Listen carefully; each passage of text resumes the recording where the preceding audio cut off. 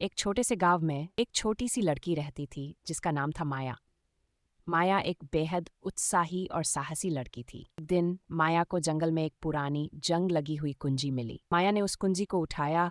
माया ने ठान लिया कि वह ये जानने की कोशिश करेगी कि ये कुंजी किस दरवाजे को खोलती है। वह बहुत उत्साहित होकर अपने घर वापस लौटी, जहां उसकी दादी नानी रहती थी। दादी देखो, ये क्या है? माया ने कुंजी को दादी नानी के पास ले जाकर दिखाया।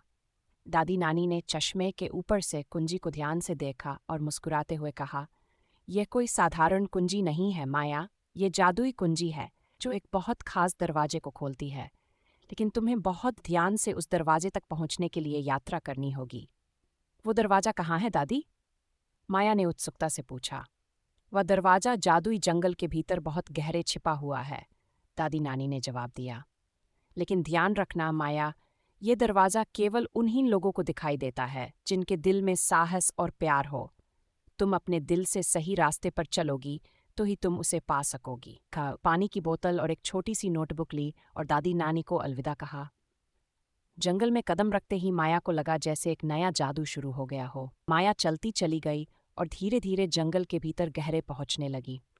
बहुत समय बाद वह एक ऐसे स्थान पर पहुंची जहां के पेड़ उससे बहुत बड़े थे। आखिरकार माया एक खुले मैदान में पहुंची। एक पुराना पत्थर का मेहराब खड़ा था और उसके भीतर एक छोटा सुनहरा दरवाजा था। माया ने धीरे से कुंजी को दरवाजे के ताले में डाला और दरवाजा खुल गया। लेकिन तभी एक गहरी आवाज सुनाई दी।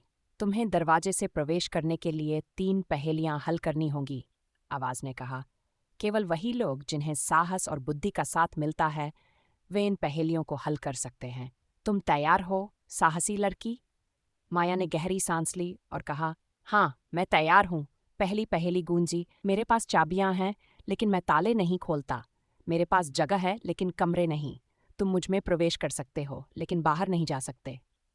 मैं क्या हूँ? माया कुछ समय तक सोचती रही और फिर उसने देखा कि मैदान में एक प्यारा सा पियानो रखा हुआ था जो हल्के से चमक रहा था। मुझे पता है, ये एक पियानो है, माया ने खुशी से कहा।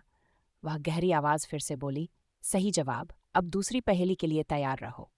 दूसरी पहेली गूंजी, जितना तुम लेते हो उतना ही पीछे छोड़ते हो। मैं क्या हूं? माया ने चारों ओर देखा और अपने कदमों के निशान को देखा जो मिट्टी में बने थे।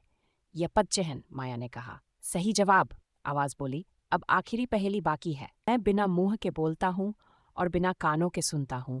मेरा शरीर नहीं है लेकिन मैं हवा के साथ जीवित हो जाता हूं। मैं क्या हूं? माया ने चारों ओर सुनने की कोशिश की और फिर उसे समझ में आ गया। वह मुस्कुराई और बोली, यह एक प्रतिध्वनि है। आवाज ने खुशी से कहा, तुमने सभी पहेलियां सही हल कीं। अब दरवाजा तुम्हारे लिए खुला है। माया ने दरवाजे से प्रवेश किया और वह एक जादुई भूमि में पहुंच गई। वहां हर जगह चमकते हुए फूल, रंग बिरंगे पेड़ और स्वच्छ पानी की नदियां बह रही थीं। आकाश भी गहरे बैंगनी रंग का था और उसमें टिमटिमाते हुए तारे थे। वहीं एक सुंदर कांच की महल के पास माया खड़ी थी। महल पूरी तरह से चमक रहा था और उसकी दीवारों पर जादुई प्रकाश था। माया का दिल खुशी से भर गया। तभी एक बुजुर्ग उल्लू ने पेड़ की शाखा से माया को देखा और कहा, स्वागत है माया, तुमने सही रास्ता अपनाया है। ये जादुई बगिया है जहां हर कोई अपनी मदद के लिए जादुई बीज चुन सकता है। तुम एक बीज चुनो और उसे इस भूमि में रोपित करो। यदि तुम इसे सच्चे दिल से लगाओगी तो जादू तुम्हारे जीवन में आएगा। माया ने एक सुंदर चमकते हुए बीज को चुना और उसे जमीन में रोप दिया। जैसे ही उसने उस बीज को बोया, पूरी जमीन की परत में हल्का चमकने लगा और चमत्कारी रूप से एक खूबसूरत सोने जैसा फूल खिलने लगा। उल्लू ने मुस्कुराते हुए कहा, तुमने सही बीज चुना है। ये फूल तुम्हारे जीवन में प्रेम, खुशी और अच्छाई का जादू लाएगा। माया ने उल्लू का धन्यवाद किया और वापस दरवाजे से बाहर निकल आई। जब वह वापस अपने गांव लौटी तो उसने दादी नानी को पूरी कहानी सुनाई। दादी नानी ने उसे गर्व से देखा और कहा, तुम्हारा दिल सच में जादुई है माया।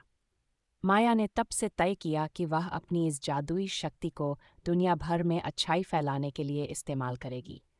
और फिर उसका छोटा सा गांव एक खुशहाल, प्रेमपूर्ण जगह बन गया, क्योंकि माया ने अपनी जादुई शक्ति को अपने अच्छे कामों के लिए इस्तेमाल किया।